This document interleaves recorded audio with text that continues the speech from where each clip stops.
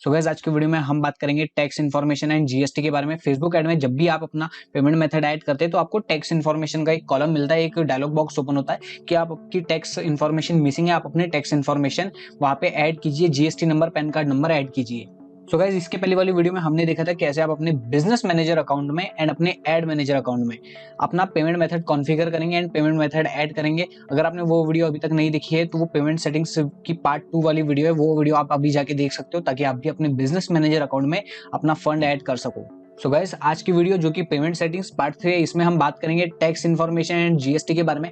जब भी आप अपना बिजनेस मैनेजर या एड मैनेजर में अपने पेमेंट मेथड ऐड करने जाते हो तो वहां आपको जो एक ऑप्शन मिलता है कि आप अपने टैक्स इन्फो इनपुट कीजिए, आप अपना GST number, PAN card number and अपनी बिजनेस डिटेल्स डालिए। तो आपको किन सिचुएशंस में अपनी पेमेंट मेथड लगानी है, अपने टैक्स इन्फॉर्मेशन देना है एंड अपना जीएसटी नंबर लगाना है, एंड किन सिनेरियोज में आपको अपने क्लाइंट का जीएसटी नंबर एंड उनका पैन कार्ड नंबर डालना है। सो चलते हैं नेक्स्ट स्लाइड पे एंड जानते हैं किन सिचुएशंस में आपको अपनी tax information and GST number डालना है एंड किन सिचुएशंस, किन सिनेरियोज में आपको अपने क्लाइंट की इन्फॉर्मेशन, क्लाइंट का जीएसटी नंबर, क्लाइंट की पैन डिटेल्स वगैरह डालनी है। सो गाइस टैक्स इन्फॉर्मेशन को डीप में और डिटेल में अच्छे से समझने के लिए हम अपना एक एग्जांपल लेके चलेंगे, एक प्रैक्टिकल एग्जांपल सिनेरियो लेके चलेंगे हमारी खुद की एजेंसी का। सो मान लीजिए डिजिटल श्रेयस एजेंसी है एंड हमारी जो एजेंसी है इसमें हमारे पास अपना खुद का एक बिजनेस मैनेजर है एंड हमारे पास दो न्यू क्लाइंट आते हैं, क्लाइंट 1 एंड क्लाइंट 2।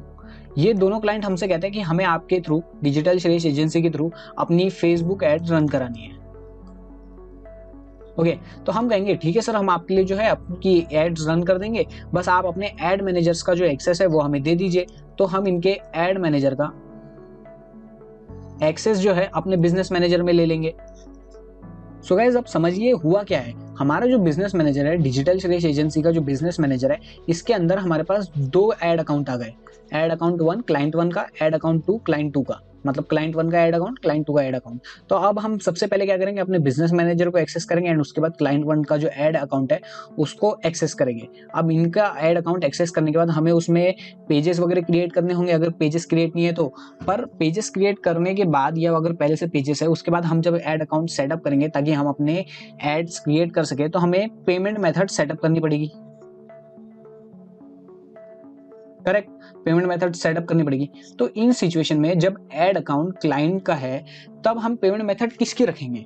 ऑब्वियस सी बात है, अगर हमारे पास क्लाइंट का एड अकाउंट है तो हम इसमें जो पेमेंट मेथड रखेंगे वो भी क्लाइंट की ही होगी।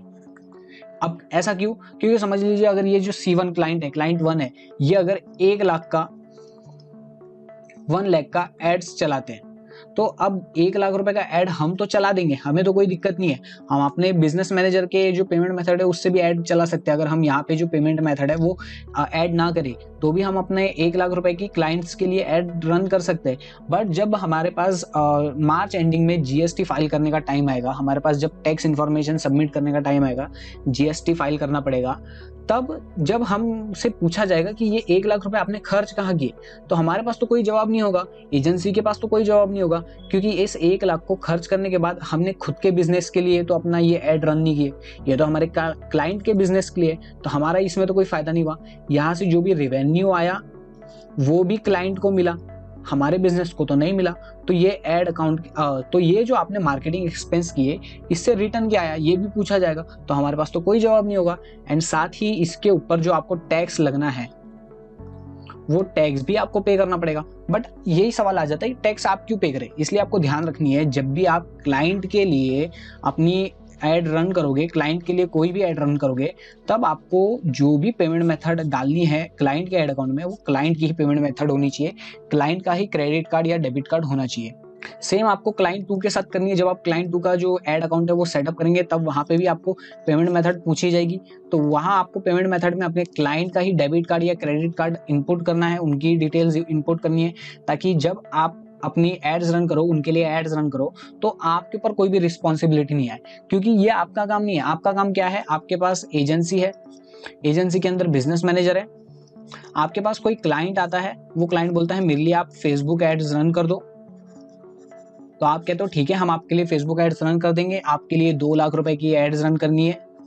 हम एड्स रन कर देंगे, बट हम इसका 10% लेंगे। हर एक एजेंसी का अपना अपना पॉइंट ऑफ व्यू होता है, अपने अपने अलग अलग तरीके होते हैं किस तरीके से वो पेमेंट एक्सेप्ट करते हैं।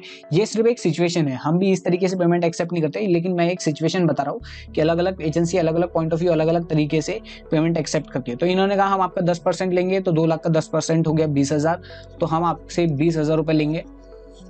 तो क्लाइंट ने कहा ठीक है हम आपको 20,000 रुपये दे देंगे। तो क्लाइंट से हमें 2,20,000 रुपये टोटल मिल गए। ठीक है, ये 20,000 जो है ये आपका मार्केटिंग, आपका जो खुद का एक्सपेंस है, कंपनी को जो पैसे मिलने वाले थे वो हुए, 2 लाख जो है मार्केटिंग एक्सपेंस हो गया। अब आपने जो है अपने क्लाइंट्स के लिए ऐड तो रन कर दी 2 लाख रुपए की।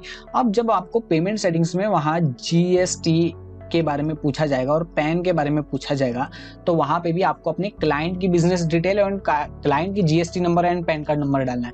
अब ऐसा क्यों? क्योंकि अगर आप वहां अपना जीएसटी नंबर या अपना पैन कार्ड नंबर डालोगे तो जो भी वहां से टैक्स डिडक्शन होना या टैक्स रिलेटेड जो भी इंफॉर्मेशन वहां से ली जाएगी या कुछ भी डिडक्शन होगा या गेन होगा, वो सब आपके बिजनेस को होगा। पर यहाँ पे जो भी मैटर कर रहा है एड अकाउंट के अंदर, वो आपके लिए नहीं है, वो आपके क्लाइंट के लिए है। क्योंकि आप अपने क्लाइंट के ऐड अकाउंट में एड्स रन कर रहे हो, खुद के लिए नहीं कर रहे हो, क्लाइंट के लिए कर रहे हो।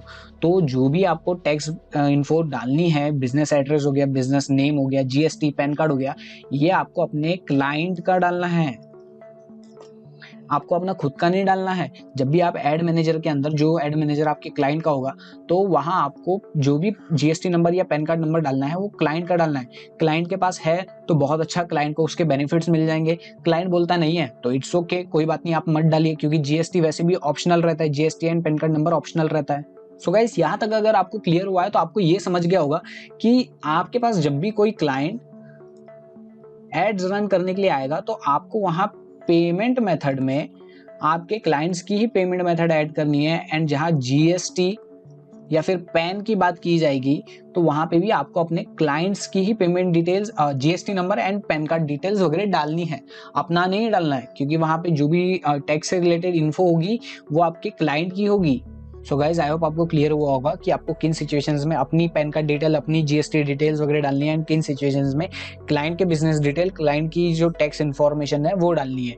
जब भी कोई क्लाइंट आपके पास आए कि हमारे लिए ऐड रन करो, तो उनके ऐड मैनेजर का एक्सेस आपको लेना है। ऐड मैनेजर में एक्सेस लेने के बाद पेमेंट मेथड जो रहेगी वो क्लाइंट की ही रहेगी, एंड जो GST and PAN card details भी रहेगी ये भी क्लाइंट की ही रहेगी। एंड गाइस, जब भी आप किसी भी क्लाइंट के लिए ऐड रन करो, जैसे हमने इस क्लाइंट के लिए 2 लाख रुपए की ऐड रन की, तो हम इसे क्या करेंगे, टैक्स रिसिप्ट देंगे, टैक्स इनवॉइस कह सकते हो, टैक्स इनवॉइस देंगे। तो हमारे पास भी इस चीज की अकाउंटिंग होगी कि ये जो 20,000 हमारी इनकम हुई है ये कहाँ से हुई, कौन से क्लाइंट से हुई, एंड जो हमारा क्लाइंट है उसके पास भी ये रिसिप्ट अगर पहुंच गई तो उसको भी पता होगा कि उसने जो 2,20,000 का एक्सपेंस किया है वो कहाँ किया है करके, उसके पास भी रिसिप्ट होगी।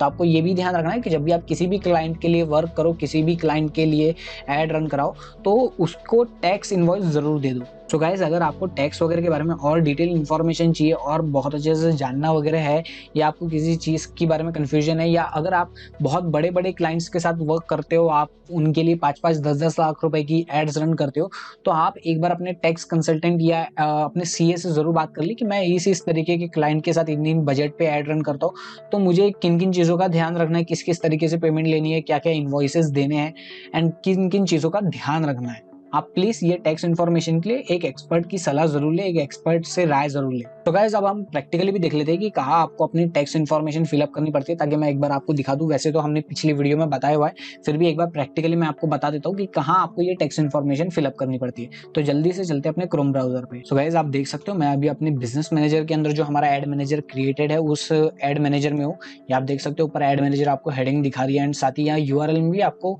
सामने में एड मैनेजर लिखा दिख जाएगा। इसका मतलब हम अभी अपने एड मैनेजर में है, जो हमारा एड मैनेजर का नाम क्या है, डेमो अकाउंट 1। सो अभी आपको अपनी बिलिंग सेटिंग्स में जाना है ताकि आप अपनी टैक्स इन्फॉर्मेशन वहां पुट अप कर सको, इनपुट कर सको। तो यहाँ आपको 3 बटन्स पे क्लिक करना है, ऑल टूल्स वाले। यहाँ बिलिंग आपको नीचे ऑप्शन मिल जाएगा, आप इस पे क्लिक करो।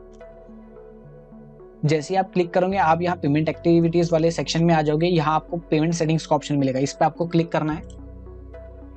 एंड जैसे ही पेमेंट सेटिंग्स का ऑप्शन ओपन हो जाएगा, यहाँ आपको टैक्स इन्फो से रिलेटेड जानकारी देनी पड़ेगी। यहाँ आपको ऊपर में सेक्शन मिल जाएगा टैक्स इन्फो मिसिंग करके। अगर आपको ऐसा ऑप्शन नहीं दिखा रहा है तो भी आप इसको ऐड कर सकते हो यहाँ नीचे बिजनेस इन्फॉर्मेशन के सेक्शन में। मैं आपको दोनों तरफ दिखा देता हूँ। यहाँ जैसे टैक्स इन्फो मिसिंग दिखा रहा है तो यहाँ ऐड टैक्स इन्फो पे मैं क्लिक करूंगा।